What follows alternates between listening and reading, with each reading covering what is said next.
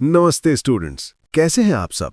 मैं हूं आपका अजीत सर और आज हम फिर अपनी पॉलिटिकल साइंस की क्लास में एक बहुत ही मजेदार टॉपिक पर बात करेंगे। आज हम चैप्टर 1 को आगे बढ़ाएंगे और बात करेंगे एक ऐसे संगठन की जिसने इस पूरे इलाके को साथ लाने की कोशिश की। इसका नाम है सार्क, यानी south Asian association for regional cooperation. चलो एक कहानी से शुरू करते हैं। सोचो, एक बड़ा सा परिवार है और सब अलग अलग घरों में रह रहे हैं। कभी लड़ाई होती है, कभी प्यार होता है, लेकिन सब चाहते हैं कि परिवार में शांति रहे, सब एक दूसरे का साथ दें। कुछ ऐसी ही सोच के साथ हमारे साउथ एशिया के देशों ने मिलकर एक संगठन बनाने की सोची। हम और डिटेल में बात करेंगे। चलो फिर शुरू करते हैं और इस बार सार्क की हर नस नस को जानेंगे। सार्क, SAARC, एक विस्तृत विश्लेषण। तो बच्चों, जैसा कि मैंने पहले बताया था, सार्क यानी south Asian association for regional cooperation हमारे दक्षिण एशियाई देशों का एक बहुत ही महत्वपूर्ण संगठन है। लेकिन सिर्फ इतना कह देने से तो काम नहीं चलेगा, है ना। हमें इसकी जड़ों तक जाना होगा। बैकग्राउंड और स्थापना, यानी बैकग्राउंड एंड एस्टैब्लिशमेंट। देखो बच्चों, जब दुनिया में 2 विश्व युद्ध हुए तो उसके बाद देशों को समझ आया कि अकेले रहने से ज्यादा फायदे नहीं होते, मिलकर काम करने से शांति और तरक्की दोनों आती है। इसी सोच के साथ यूरोप में यूरोपियन यूनियन जैसे संगठन बने, अफ्रीका में अफ्रीकन यूनियन और एशियान जैसे संगठन साउथ ईस्ट एशिया में बने। तो हमारे दक्षिण एशिया में भी ये विचार पनपा। क्यों जरूरत पड़ी सार्क की? हमारे इस इलाके में कुछ कॉमन प्रॉब्लम्स थीं। गरीबी, ज्यादातर देश गरीब थे और लोगों की जिंदगी उतनी अच्छी नहीं थी। आपसी अविश्वास, यानी भारत और पाकिस्तान के बीच हमेशा तनाव रहता था और बाकी देशों के बीच भी कई बार छोटी मोटी दिक्कतें होती थीं। इससे एक दूसरे पर भरोसा करना मुश्किल हो जाता था। बाहरी दखल, अमेरिका, चीन जैसी बड़ी ताकतें इस इलाके में अपना प्रभाव जमाने की कोशिश करती रहती थीं, जिससे हालात और उलझ जाते थे। स्लो इकोनॉमिक ग्रोथ, आपस में ट्रेड यानी व्यापार बहुत कम था, जिससे सबकी आर्थिक तरक्की धीमी थी। इन सब दिक्कतों को देखते हुए कुछ नेताओं को लगा कि एक साझा मंच यानी कॉमन प्लेटफॉर्म होना चाहिए, जहां सब मिलकर बात कर सकें और समस्याओं का हल निकाल सकें। जियाउर रहमान का विजन। 1970 के दशक के आखिर में बांग्लादेश के तत्कालीन राष्ट्रपति जियाउर रहमान ने इस विचार को आगे बढ़ाया। उन्होंने महसूस किया कि दक्षिण एशियाई देशों में आपसी सहयोग की अपार संभावनाएं हैं, खासकर आर्थिक और सांस्कृतिक क्षेत्रों में। उन्होंने 1980 में इस विचार को औपचारिक रूप से प्रस्तावित किया। उनका तर्क था कि अगर ये देश एक साथ आते हैं तो वे अपनी सामूहिक शक्ति से क्षेत्रीय और वैश्विक मुद्दों पर ज्यादा प्रभावी ढंग से अपनी बात रख सकते हैं। स्थापना की प्रक्रिया। जियाउर रहमान का प्रस्ताव हवा में नहीं रहा। इसके बाद एक लंबी प्रक्रिया शुरू हुई। 1981 से 1983 सबसे पहले सदस्य देशों के फॉरेन सेक्रेटरीज यानी विदेश सचिवों की कई बैठकें हुईं। इन बैठकों में यह तय किया गया कि किन किन क्षेत्रों में सहयोग हो सकता है। शुरुआत में 5 ऐसे क्षेत्र चुने गए थे: कृषि, ग्रामीण विकास, दूरसंचार, मौसम विज्ञान और स्वास्थ्य। 1983 इन चर्चाओं के बाद नई दिल्ली में एक declaration on south Asian regional cooperation यानी SAARC को अपनाया गया। इस डेक्लेरेशन में क्षेत्रीय सहयोग के उद्देश्यों और सिद्धांतों को बताया गया और एक संस्थागत ढांचा यानी इंस्टीट्यूशनल फ्रेमवर्क बनाने पर जोर दिया गया। 1985 ढाका शिखर सम्मेलन।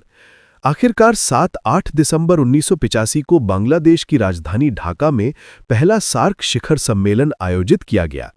इसी सम्मेलन में सार्क यानी SAARC का औपचारिक रूप से गठन हुआ और सार्क चार्टर पर सभी 7 संस्थापक देशों के राष्ट्राध्यक्षों ने हस्ताक्षर किए। संस्थापक सदस्य देश। ढाका में सार्क चार्टर पर हस्ताक्षर करने वाले 7 देश थे: बांग्लादेश, भूटान, भारत, मालदीव, नेपाल, पाकिस्तान और श्रीलंका। बाद में 2007 में अफगानिस्तान 8वें सदस्य देश के रूप में सार्क में शामिल हुआ। यह दिखाता है कि सार्क का दायरा समय के साथ बढ़ता गया। सार्क चार्टर, उद्देश्य और सिद्धांत। बच्चों, जैसे हमारे संविधान में हमारे देश के लक्ष्य और नियम लिखे हैं, वैसे ही सार्क के चार्टर में इसके उद्देश्य और काम करने के नियम लिखे हैं। ये एक ऐसा डॉक्यूमेंट है जो सार्क को एक पहचान देता है। सार्क के मुख्य उद्देश्य यानी main objectives of SAARC 9 points. Charter के आर्टिकल 1 में सार्क के उद्देश्यों को साफ साफ बताया गया है। इन्हें बहुत ध्यान से समझना। दक्षिण एशिया के लोगों के कल्याण को बढ़ावा देना और उनके जीवन की गुणवत्ता में सुधार करना, यानी सबसे जरूरी है लोगों का भला। दूसरा, क्षेत्र में आर्थिक विकास, सामाजिक प्रगति और सांस्कृतिक विकास में तेजी लाना, यानी सबकी ओवरऑल तरक्की। तीसरा, सभी व्यक्तियों को सम्मान के साथ जीने का और अपनी पूरी क्षमता का एहसास करने का अवसर प्रदान करना, यानी इंसानी गरिमा और अवसर। चौथा, आपसी विश्वास, समझ और एक दूसरे की समस्याओं के प्रति सराहना को बढ़ावा देना, यानी दोस्ती का आधार। पांचवा, आर्थिक, सामाजिक, सांस्कृतिक, तकनीकी और वैज्ञानिक क्षेत्रों में सक्रिय सहयोग और आपसी मदद को बढ़ावा देना, यानी हर फील्ड में मिलजुल कर काम। छठा, साझा हितों के मामलों में अंतर्राष्ट्रीय मंचों पर सहयोग को मजबूत करना, यानी दुनिया में मिलकर आवाज उठाना। सातवां, अन्य विकासशील देशों के साथ सहयोग को मजबूत करना, यानी सिर्फ अपने देश नहीं बाकी देशों का भी साथ। आठवां, साझा हितों वाले क्षेत्रों में अंतर्राष्ट्रीय और क्षेत्रीय संगठनों के साथ सहयोग करना, यानी दूसरे संगठनों से दोस्ती। नौवां, आत्मनिर्भरता के सामूहिक संवर्धन के लिए सहयोग को मजबूत करना, यानी सब मिलकर आत्मनिर्भर बने। सार्क के मार्गदर्शक सिद्धांत यानी guiding principles of SAARC 5 points. Charter के आर्टिकल 2 में सार्क के सिद्धांतों का उल्लेख है जो इसके कामकाज की नींव है। पहला, संप्रभु समानता यानी सॉवरेन इक्वालिटी। सभी मेंबर देश बराबर हैं, चाहे कोई बड़ा हो या छोटा, अमीर हो या गरीब। हर देश की अपनी संप्रभुता यानी अपनी मर्जी से फैसले लेने की आज़ादी का सम्मान किया जाएगा। दूसरा, क्षेत्रीय अखंडता यानी टेरिटोरियल इंटेग्रिटी। हर मेंबर देश की सीमाओं और उसकी जमीन की अखंडता का सम्मान किया जाएगा। कोई भी देश दूसरे की जमीन पर कब्जा करने या उसकी सीमा बदलने की कोशिश नहीं करेगा। तीसरा, राजनीतिक स्वतंत्रता यानी पॉलिटिकल इंडिपेंडेंस। हर देश अपने अंदरूनी मामलों में पूरी तरह आजाद है। कोई दूसरा देश उसकी राजनीति में दखल नहीं देगा। चौथा, आपसी मामलों में अहस्तक्षेप यानी non interference in internal affairs. SAARC के मेंबर देश एक दूसरे के अंदरूनी मामलों में किसी तरह का दखल नहीं देंगे। ये सिद्धांत बहुत महत्वपूर्ण है, खासकर भारत और पाकिस्तान के संदर्भ में, क्योंकि इसके चलते कश्मीर जैसे संवेदनशील द्विपक्षीय मुद्दों पर सार्क मंच पर चर्चा नहीं हो पाती है। पांचवा, आपसी लाभ यानी म्यूचुअल बेनिफिट। सार्क के तहत किए गए सभी सहयोग और समझौते ऐसे होने चाहिए जिससे सभी मेंबर देशों को बराबर या किसी न किसी रूप में फायदा हो। इन सिद्धांतों का पालन करके सार्क ने एक ऐसा ढांचा तैयार करने की कोशिश की है जहां क्षेत्रीय सहयोग, आपसी रिस्पेक्ट और शांति बनी रहे। 1983 नई दिल्ली डिक्लेरेशन का महत्व। ये डिक्लेरेशन सार्क के गठन की दिशा में एक महत्वपूर्ण कदम था। इसमें साफ तौर पर कहा गया था कि दक्षिण एशियाई देशों को एक संस्थागत ढांचे के तहत सहयोग करना चाहिए। ये केवल विचारों का आदान प्रदान नहीं, बल्कि ठोस कार्य योजना और उसके क्रियान्वयन यानी इम्प्लीमेंटेशन पर बल देता था। इसी ने आगे चलकर सार्क चार्टर का आधार तैयार किया। 20वीं सदी में भारत और सार्क। अब हम सबसे दिलचस्प और मौजूदा स्थिति पर आते हैं। 20वीं सदी में सार्क कैसा दिख रहा है और भारत का क्या रोल है? बढ़ती उम्मीदें, धीमी प्रगति। जैसा कि मैंने पहले बताया था, सार्क अभी दशकों पूरे कर चुका है। इस लंबे सफर के बाद मेंबर देशों में क्षेत्रीय सहयोग के प्रति एक नई आशा जागी है। सबको लगता है कि हाँ, मिलकर काम करने से ही इस इलाके की तरक्की हो सकती है। खासकर इकोनॉमिक मोर्च पर सहयोग को और मजबूत करने की बात हो रही है, क्योंकि मजबूत आर्थिक रिश्ते ही देशों को करीब लाते हैं। सार्क ने एक मंच के तौर पर काम किया है जहां मेंबर देशों के नेता, अधिकारी और आम लोग भी एक दूसरे से मिल पाते हैं। भारत का केंद्रीय महत्व यानी इंडिया सेंट्रल इंपॉर्टेंस।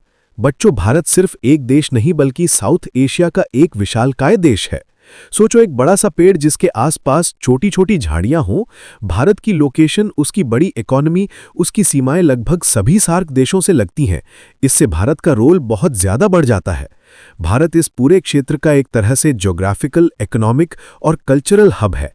कोई भी क्षेत्रीय सहयोग बिना भारत की एक्टिव भागीदारी के सफल नहीं हो सकता।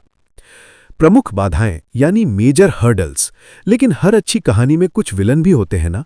सार्क की कहानी में भी कुछ ऐसी ही बाधाएं हैं जिन्होंने इसकी रफ्तार को धीमा किया है। विविध राष्ट्रीय हित यानी डाइवर्स नेशनल इंटरेस्ट्स। हर देश अपने हिसाब से चलता है। पाकिस्तान के राष्ट्रीय हित अलग हैं, श्रीलंका के अलग और नेपाल के अलग। जब इन हितों में टकराव होता है तो कोई भी साझा फैसला लेना या उसे लागू करना मुश्किल हो जाता है। कई बार तो कोई जवाबदेही भी नहीं लेता कि काम क्यों नहीं हुआ। ब्यूरोक्रेसी और खराब जवाबदेही यानी सरकारी सिस्टम अक्सर बहुत स्लो होता है, फैसले लेने में देर होती है, और जब फैसले ले भी लिए जाते हैं तो उनके लागू होने में कई अड़चनें आती हैं। कई बार तो कोई जवाबदेही भी नहीं लेता कि काम क्यों नहीं हुआ। आज़ादी के बाद की चुनौतियां यानी 1947 के बाद से इस पूरे इलाके ने बहुत कुछ देखा है। गरीबी, अशिक्षा, स्वास्थ्य सेवा की कमी, राजनीतिक अस्थिरता और तो और कई देशों में आंतरिक संघर्ष भी हुए हैं।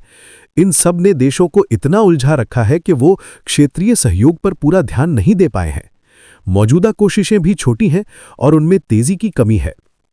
आगे का रास्ता, भारत की भूमिका और आर्थिक एकीकरण, the way forward, India's role and economic integration. तो क्या हम हार मान लें? बिल्कुल नहीं। सार्क अभी भी बहुत महत्वपूर्ण है। इसे मजबूत बनाने के लिए कुछ बातें बहुत जरूरी हैं। लोकतांत्रिक प्रक्रियाएं और शांति। अगर सभी देश लोकतांत्रिक तरीके से चलेंगे और आपस में शांति बनाए रखेंगे तो सहयोग के लिए बेहतर माहौल बनेगा।